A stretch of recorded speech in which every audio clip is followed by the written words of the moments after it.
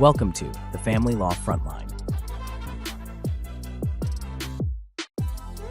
Hello and welcome to the Family Law Frontline with Fedor Kozlov. Fedor is the founding partner and chief litigator at the law office of Fedor Kozlov, PC. With over a decade of experience in Illinois family law, he handles high-stakes cases involving custody, property division, domestic violence, and complex divorces. My name is Kevin Rosenquist, and today we're talking about what happens when a parent wants to move after a divorce and how Illinois courts decide whether relocation is allowed. Fedor, welcome back.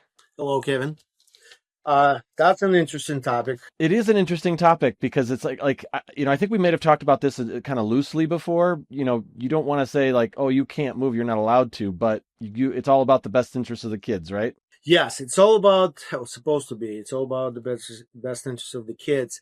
I'll start with that. I have a very interesting case that I'm going to talk about today in this for this topic. You don't have these cases happen too often because just people either agree on things sometimes after divorce, believe it or not, or it's very expensive to litigate things like that too. But sometimes it happens. So the rule is that you have to inform the other parent that you want to move out of the state of Illinois with kids. For that, you need to put on notice the other side by filling out a special form and give the other side 60 days to either object or consent. What happens in cases like that, the other side, and we're talking about contested matters right now, when people do not agree. So the other spouse will wait for day 59, 1 hour left before signing the document. So they're taking as much time as possible and say, object. Now, why people want to move? I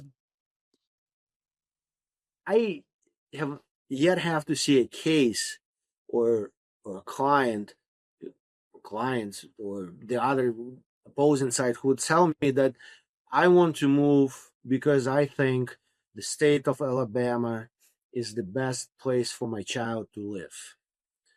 And I'm giving you the state of Alabama because I had a case where a mother of one child fell in love, divorced mother of one child, was one child, and the father who lives in Illinois fell in love with a person over a computer game. So that's kind of why it stuck in my head. They were playing some kind of shooting, Call of Duty. I don't know Kevin, if you're a gamer. My kids are. I don't play it. I know of that kind of stuff, and I've played them here or there. But Call of Duty, Fortnite, something like that. Yeah, I don't. It's been a long time since I played any games, but so she's about 25 years of age. He was about 28. He lived in Mississippi at that time. She was in Illinois. And when you play these games, you can talk to people over your headphones and things like that. So they fell in love. I mean, they started talking. Then I guess she went to his place in Mississippi, and they dated. And then she came back, and his parents lived in Alabama, and he wanted to move there, and she wanted to go with him. So how is it in the best interest of the child? Nobody knows. And then people usually move because they got a new job, or because they want to get married, or because they cannot afford, living, paying Illinois property tax. That's, by the way, one of the main reasons when people move out of the state of Illinois is because people don't want to pay Illinois property tax. Which is understandable. They're high. Cook County, yes. So, and that's why people move. People move for their own purposes, for their own reasons. but not because it's in the best interest of the child. Because at that time, nobody's thinking about children. Children are minors. Um, it's difficult to move if you have a teenage uh, girl or boy, because they already have friends here. They don't want to move, and they can speak up their minds. When you have 3, 4 year old, like in my example, they really don't care. I mean, the kids. But again, you have to explain to the court why is it in the best interest of the child to be there. And we have a special statute for that. What's considered to be in the best interest of the child. Now, once you get this form that you want to move, and you give 60 days, and somebody objects to it, like it was in my case with this girl, and I represented the father. So she was divorced from my client, and she had a child. They had a child, and she got into a relationship over a computer game with this other guy from a different state, and they wanted to move to a different state. And we objected to it. So my client objected to it, and it's absolutely understandable why fathers or mothers. I mean, I cannot. It's hard to imagine how the father would be able to take a child and move to a different state. I don't think it's even possible without mother's consent. With if you twist it, then the mother wants to move with the child, especially when the child is younger. It's possible, and then you probably can understand why father doesn't want the child to be moved.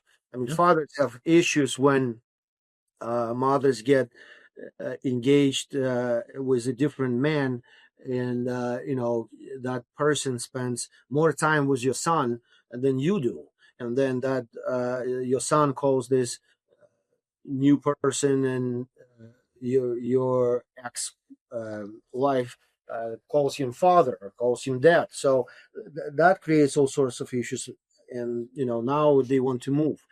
Um, what happens in that case is that the court will, as we discussed before, appoint a guardian ad litem. A guardian ad litem is the person, is an attorney who represents the child, and the guardian ad litem will make a recommendation to the court. And the court will usually follow this recommendation because the judge doesn't really know, and the judge relies on what guardian ad litem recommends.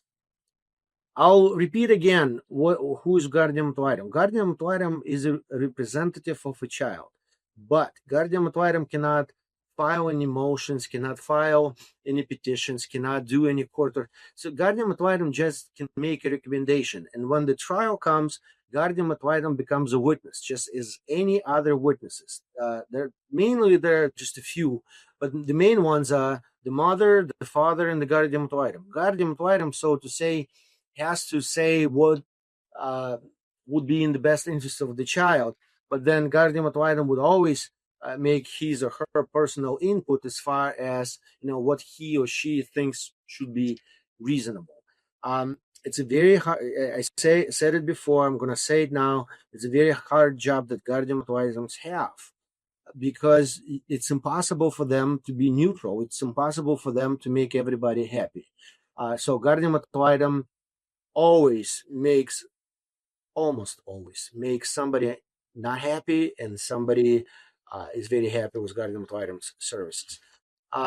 There's another person that can be appointed for the child. That's called child representative. Child representative is an attorney who represents the child. So literally, that child is the client of the child representative. The child representative can call witnesses. Child representative can file motions, petitions, and many other things. But usually we talk about guardian ad litem. So in my case, guardian ad litem was appointed. And she take the side of the mother, and my client was not happy about it, and we had to call. It was a trial. It ended up in a trial where the biological mother testified, the biological father testified, the guardian ad litem testified, then the parents from the mother's side testified, the parents from the father's side testified. It was a probably 12 days trial.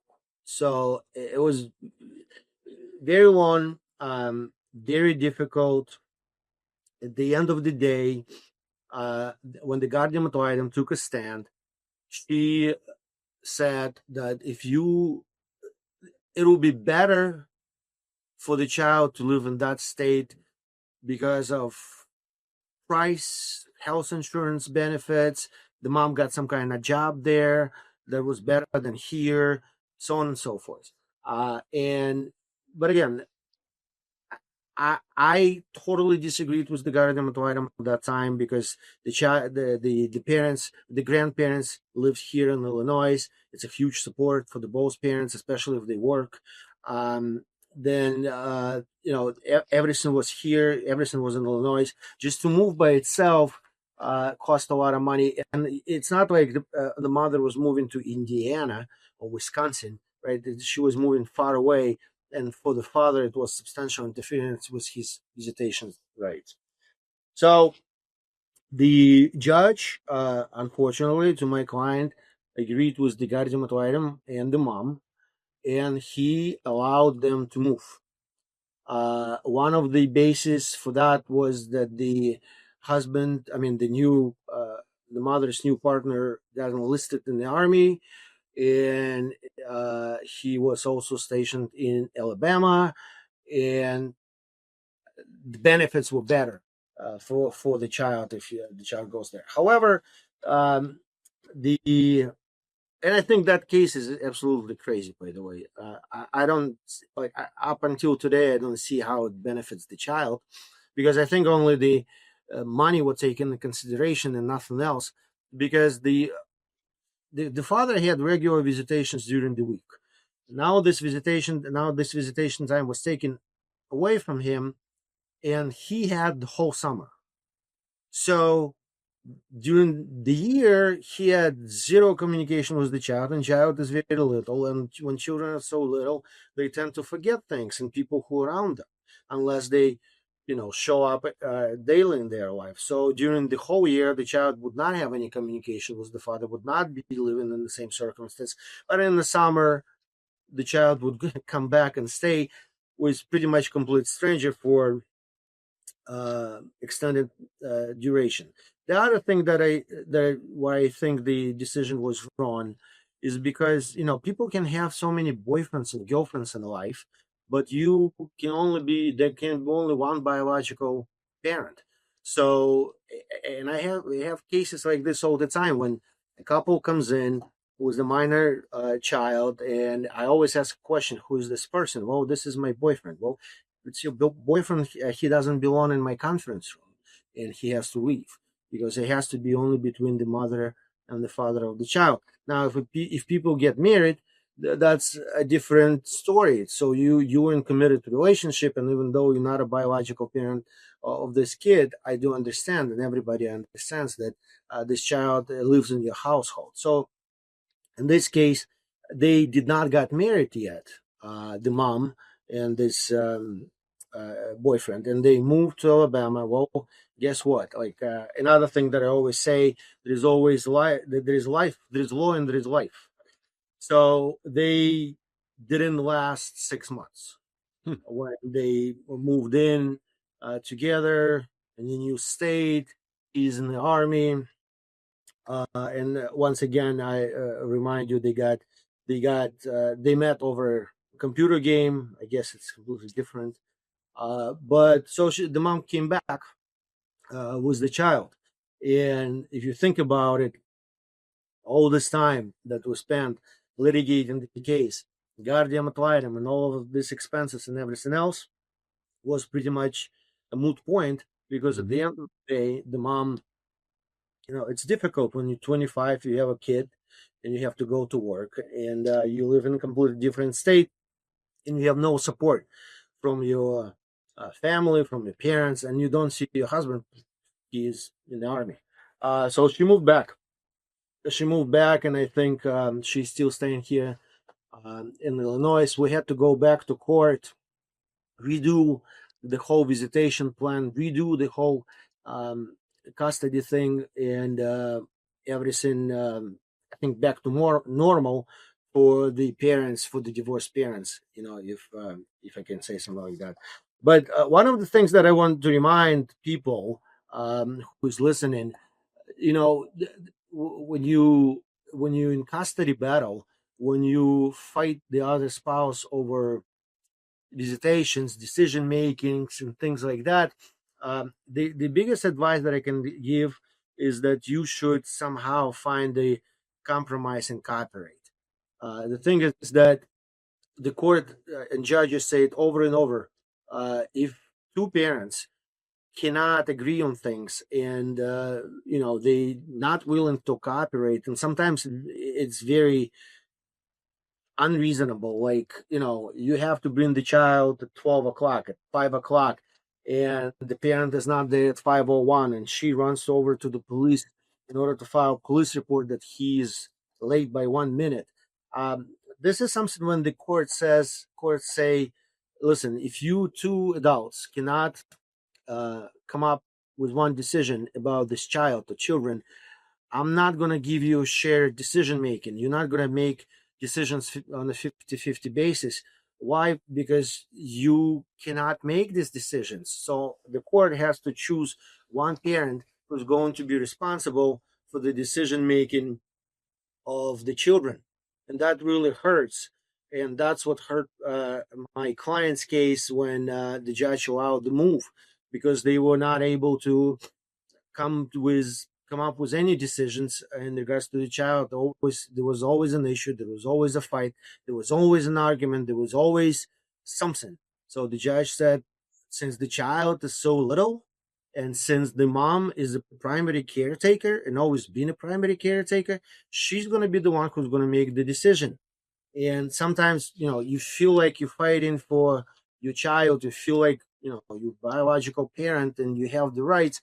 Sometimes it's better to really think what's in the best interest of your child, and really think. And in that case, I don't think the mother thought about it. She fell in love with a new person. She was only thinking about herself at the time, and she decided to move.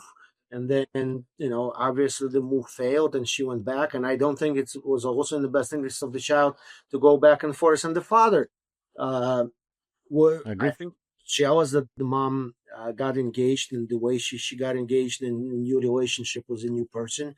And he was fighting her in many aspects. And I think this is how judge decided that it would be okay for her to go to a different state. So relocation is very difficult. It's extremely difficult. It's extremely difficult process. There's a lot at stake there. Nobody can predict the future. Everybody is very cautious and careful when things go there. And then, like I said, I yet have to see when people really think what's in the best interest of the child. When we talk about children that kind of older, like teenage, that's really difficult when you have to pull the child away from his friends, away from his school, high school friends, his hockey team, his soccer team, his baseball team, and go to a completely different place just because you have a new job. Those cases are very difficult and very difficult to prove in court. The burden of proof is always on the person who wants to move to. Who wants to move? Yeah, that makes sense. That's the way it should be. Well, interesting stuff, Fedor. As always, that's it for today's episode of the Family Law Frontline. If you're considering a move or facing a relocation issue after a divorce, visit lawyer-il to connect with Fedor Kozlov and his team. Thanks for listening. Don't forget to subscribe to our channel and leave us a review. We very much appreciate it. Fedor, great chatting with you. Thanks so much. Thank you, Kevin. Always a pleasure.